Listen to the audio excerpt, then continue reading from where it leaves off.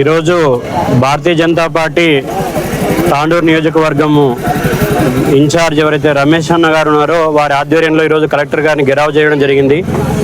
ఈరోజు భారతీయ జనతా పార్టీ తాండూరు ఎవరైతే జిల్లా పార్టీ తాండూరు పార్టీ వాళ్ళు ఉన్నారో వాళ్ళు ఈ విషయాన్ని చాలా తీవ్రంగా తీసుకొని ఈరోజు ఇక్కడ హాస్టల్లో ఫెసిలిటీస్ ఎలా ఉన్నాయి, పిల్లల పరిస్థితులు ఎలా ఉన్నాయో కనుక్కోవడానికి వస్తే ఇక్కడ పోలీసులు నిర్బంధించారు. అయితే కలెక్టర్ గారు ఈ గెరావ్ సమావేశంలో చర్చిస్తూ ఒక మాట అన్నారు. దాదాపు చాలామంది ఎవరైతే వంట చేస్తున్నారో వాళ్ళకి కొన్ని రోగాలు బయటపడ్డాయని చెప్పి వారే ఒప్పుకున్నారు. ఇది చాలా తీవ్రమైన అంశము.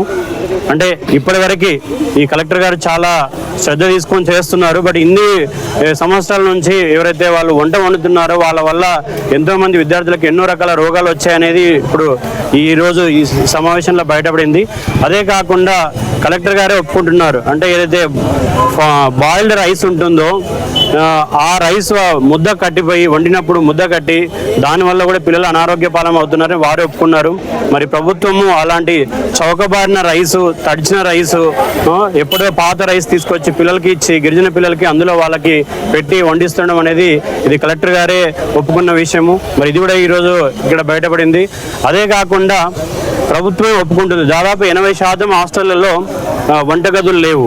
అంటే వంట ఎక్కడ చేస్తున్నారంటే బాత్రూమ్లు ఏవైతే వాడని బాత్రూమ్ ఉన్నాయో అక్కడ వంట చేస్తున్నారు, లేదంటే తరగతి గదుల ముందుండే వరండాలో వంట చేస్తున్నారని చెప్పి వాళ్ళే ప్రభుత్వం ఒప్పుకుంటుంది.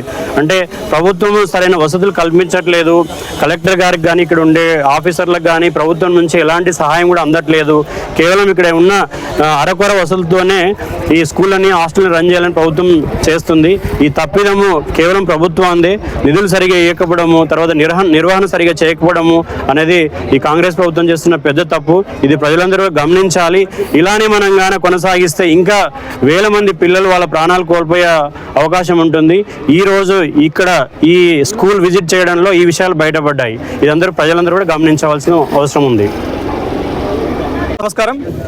ఇవాళ తాండూరు నియోజకవర్గ కేంద్రంలో నిన్న యొక్క గిరిజన విద్యార్థులందరూ కూడా మధ్యాహ్న భోజనము నాణ్యమైనది లేకపోగా వాళ్ళు ఫుడ్ పాయిజన్ అయ్యి హాస్పిటలైజ్డ్ అయితే కూడా ఇప్పటి వరకు అధికారులు తాత్సారం చేస్తూ వాళ్ళకి సరైన వైద్యం అందించలేరని చెప్పేసి మేము ఇవాళ భారతీయ జనతా పార్టీ తరఫున ఇక్కడ హాస్టల్ విజిటింగ్కి వస్తే ఇక్కడ ఇప్పుడే కలెక్టర్ గారు రావడం జరిగింది. వారిని మేము గెరావ్ చేసి వారిని ప్రశ్నిస్తే ఖచ్చితంగా మేము సరైనటువంటి వాళ్ళ సమస్య ఏందో తెలుసుకొని వారిని పరిష్కరిస్తామని అన్నారు. కానీ ఇక్కడ చూస్తే వాస్తవ పరిస్థితి చాలా దయనీయంగా ఉంది.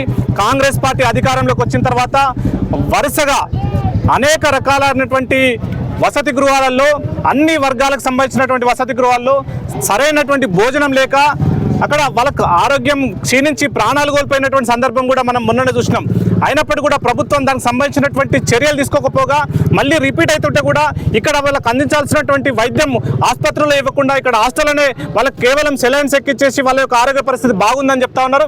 దీనిపైన మాకు అనేక అనుమానాలు ఉన్నాయి. ఖచ్చితంగా దీనిపైన ఎంక్వైరీ జరగాలి.